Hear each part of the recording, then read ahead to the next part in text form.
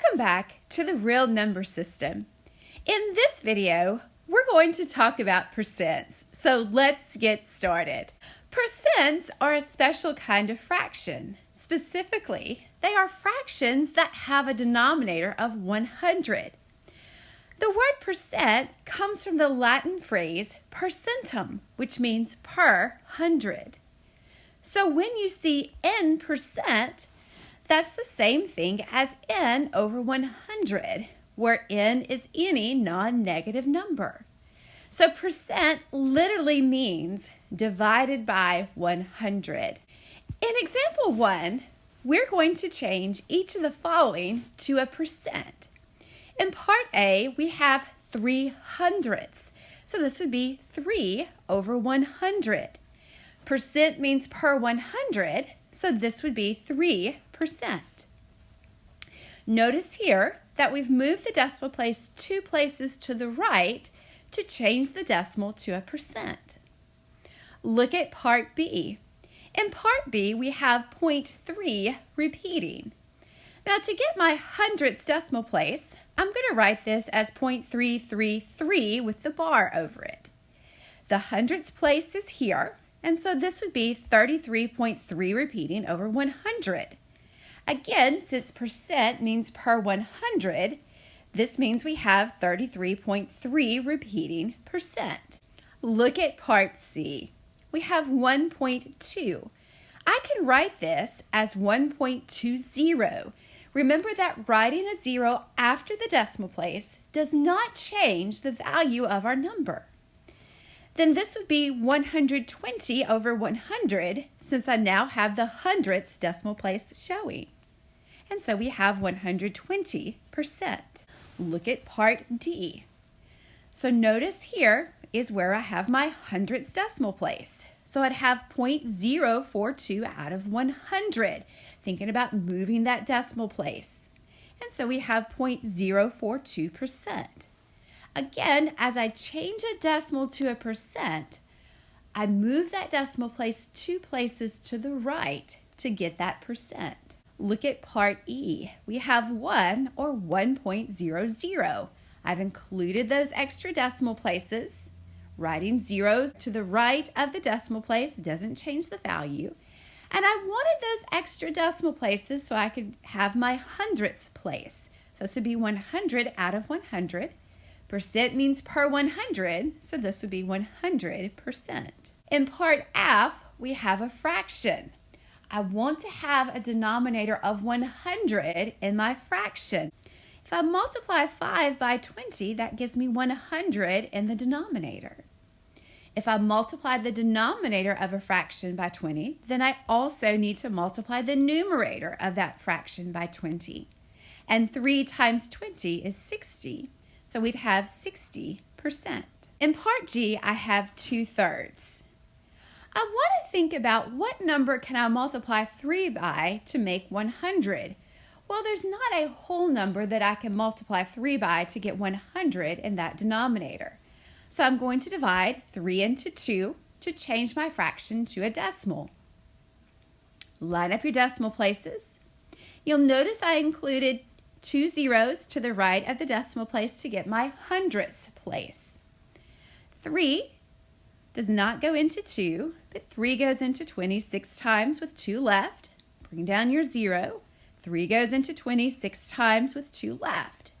So notice here we have 0.66, so I have my hundredths decimal place, so this would be 66. We had 2 left over out of 3 parts. I divided by 3. And because I had my hundredths decimal place in my quotient, this is 66 2/3 over 100. Percent means per 100, so this would be 66 2/3%. Now look at part H. First, change the mixed number to an improper fraction. We have 2 wholes. The whole is divided into 7 parts, so we multiply by 7, plus 1 more part, and divided by 7 because the whole is divided into 7 parts. 2 times 7 is 14, plus 1 gives us 15 in the numerator. I want to think, what number can I multiply 7 by to get 100? Well, there's not a whole number that I can multiply by 7 to get 100. So I'm going to divide 7 into 15 to change my fraction to a decimal. Again, notice I wrote 2 zeros to the right of the decimal place so that I have my hundredths decimal place because percent means per hundred. Line up your decimal place. 7 goes into 15 2 times with 1 left. Bring down your 0. 7 goes into 10 1 time with 3 left. Bring down your 0. 7 goes into 30 4 times with 2 left. So I have my hundredths decimal place now. So that means I have 214. I had 2 left over divided by 7 because I divided into 7. And all of this is over 100 because in my quotient I had the hundredths decimal place. Percent means per 100. So this would be 214 and 2/7%. In example 2, we're going to change our percent to a decimal. Now remember, percent means per 100. So in part A, when I have 5%, this would be 5 over 100.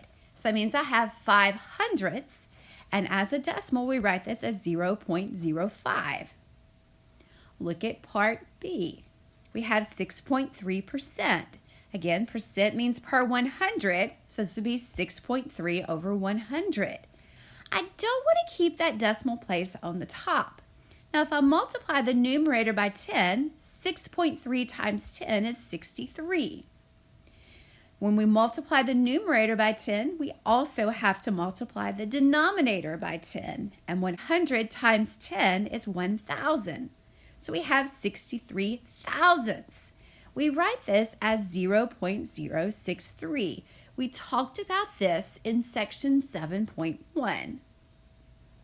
Notice that in both of these examples, to change a percent to a decimal, we move that decimal place 2 places to the left. Look at part C. We have 100%, so that's 100 over 100, which simplifies to 1. In part D, we have 250%, so this would be 250 100ths. So I need 2 decimal places because we have the hundredths, so this would be 2.50, and that's the same thing as 2.5. Now look at part E. We have 2/3. First, let's think about 2/3 as a decimal. So divide 3 into 2, line up your decimal places. 3 doesn't go into 2, so that's where that 0 in the ones place comes from. 3 goes into 26 times, and there are 2 left. Bring down your 0. 3 goes into 26 times, and there are 2 left.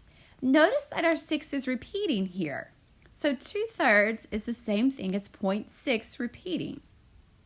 And so we have 0.6 repeating percent. Percent means per 100, so this would be 0.6 repeating over 100. Just like we saw in part B, I don't want to keep that decimal in the numerator. To get rid of that decimal, I multiply the numerator by 10. 0.6 repeating times 10 is just 6 repeating. When I multiply the numerator by 10, I also have to multiply the denominator by 10. And 100 times 10 is 1,000. So I have a 6 with repeating thousandths. So that would be 0.006 repeating.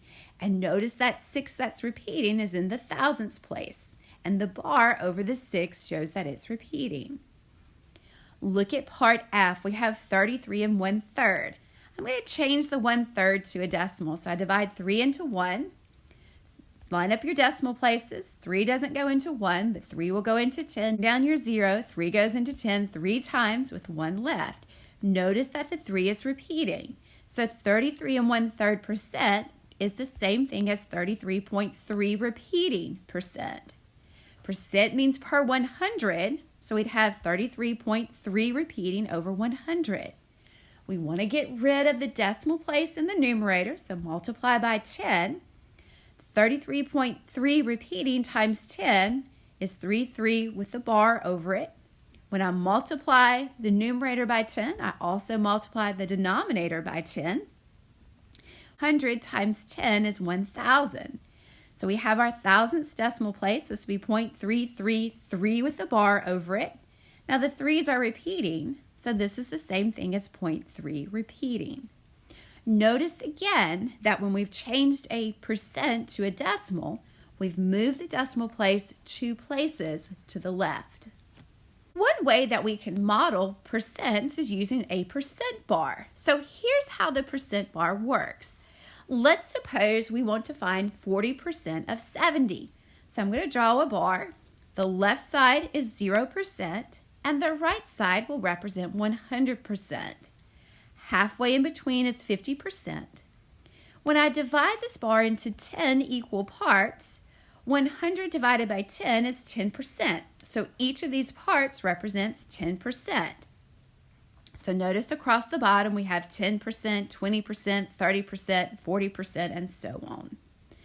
On the top, I'm going to think about my whole is 70. 10% is 10 over 100, which is 1/10. 1/10 of 70, or 70 over 1, multiply your numerators, gives us 70. Multiply the denominators, 10 times 1 is 10, and 70 divided by 10 is 7. So each of these parts represents 7. We start on the left side with 0, plus 7 is 7, plus 7 is 14, plus 7 is 21, plus 7 is 28. We were looking for 40% and we have 28. And so our answer here is 28. Let's look at another example. Suppose we want to find 70% of 210. So draw your bar. The left side will be 0% and the right side 100%. In the middle is 50%. And divide the bar into 10 equal parts so that each part represents 10%. On the top on the left we have 0, and on the right our whole 100% is 210. We just saw that 10% is 1/10, so 1/10 of 210, multiply the numerators, gives us 210, multiply the denominators, gives us 10, and 210 divided by 10 is 21. So each of my parts represents 21. 0 plus 21 is 21, plus 21 is 42, plus 21 is 63, plus 21 is 84, plus 21 is 105, plus 21 is 126, plus 21 is 147. We were looking for 70%, and we have 147 for our final answer. Let's look at one more with the percent bar. In a class of 30 students, 60% are girls. We want to know how many of the students are girls, and we're going to use a percent bar to do so. So draw your bar and label your parts of your bar. Again, we divide the bar into 10 equal parts so that each part represents 10%. On top, the left side is 0, and our whole is 30. 1/10, 10% of 30. We multiply, and we get 3. So each of our parts is 3. 0 plus 3 is 3, plus 3 is 6, plus 3 is 9, plus 3 is 12, plus 3 is 15, and plus 3 is 18. So 18 of the students are girls. In the next video, we'll look at some more applications with percents.